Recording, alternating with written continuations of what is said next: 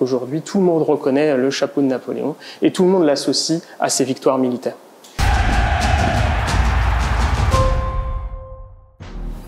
Alors, bienvenue au musée de l'armée, dans l'exposition Victoire, la fabrique des héros. Donc, à l'occasion de la sortie du film de Ridley Scott, Napoléon, je vais vous présenter quelques objets en relation avec les victoires de Napoléon. On a tous en tête des grandes victoires, des grands noms, Austerlitz, Friedland, Iéna. Et je vous invite à me suivre pour découvrir quelques-uns de ces objets qui racontent la manière dont Napoléon parlait de ses victoires.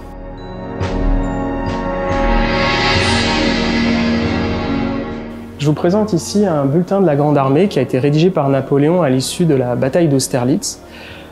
Ces bulletins étaient lus dans toute la France. C'était un document qui était très largement partagé et qui permettait à chacun de prendre connaissance des opérations militaires menées par l'empereur. Et ici, on a dans ce bulletin de la Grande Armée un passage qui est assez étonnant, dans lequel il raconte la manière dont il a vaincu l'armée austro-russe. Et il écrit « Les colonnes ennemies qui se jetèrent dans les lacs furent favorisées par la glace, mais la canonnade la rompit et des colonnes entières se noyèrent. La perte des Russes a été immense. » Et en fait, on est là face à une phrase qui amplifie considérablement les faits, puisque dans les faits, il y a bien eu des lacs gelés, il y a bien eu une canonnade, il y a bien eu quelques dizaines d'ennemis qui ont péri, noyés dans les lacs, mais ça reste un épiphénomène à un moment où la bataille était déjà gagnée par les Français.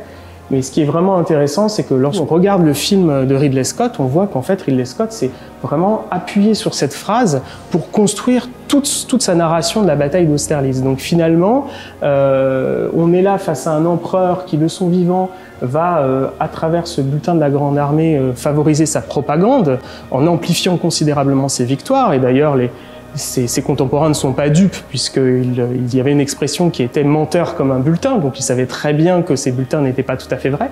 Et 200 ans plus tard, un réalisateur britannique réalise un film dans lequel il montre la bataille d'Austerlitz en s'inspirant vraiment de cette phrase de Napoléon. Et il y a quelque chose d'assez fascinant de se dire que 200 ans plus tard, eh bien, un réalisateur poursuit en quelque sorte la légende de Napoléon en la racontant la bataille telle que Napoléon voulait qu'on la raconte.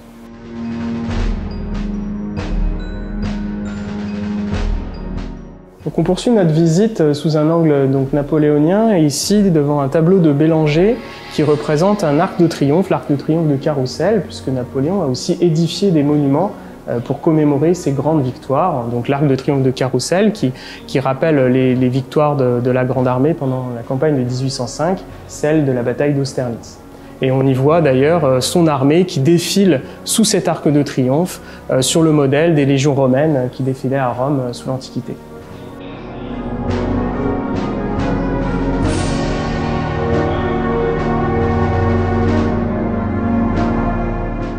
Donc Napoléon construit des monuments pour commémorer ses victoires, comme l'arc de triomphe du Carrousel ou la colonne Vendôme, mais lorsqu'il est en opération militaire chez son adversaire, il décide parfois de détruire les monuments de la victoire de ses adversaires. Ici, on est lors de la campagne de Prusse en 1806, et Napoléon, que l'on voit ici au premier plan, donne l'ordre à son armée de détruire la colonne de Rosbach. Rosbach, c'est une défaite de la France subie pendant la guerre de 7 ans contre les Prussiens. Et donc Napoléon donne l'ordre de détruire cette colonne pour en quelque sorte effacer l'humiliation de Rosbach.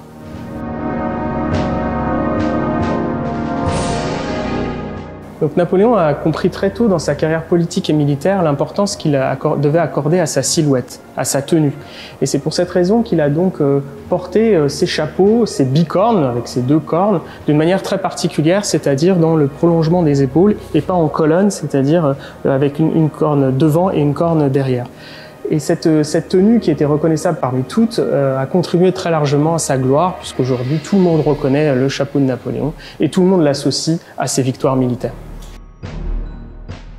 Alors nous présentons d'autres objets en relation avec les victoires de Napoléon dans notre exposition que je vous invite à découvrir avant le 28 janvier 2024.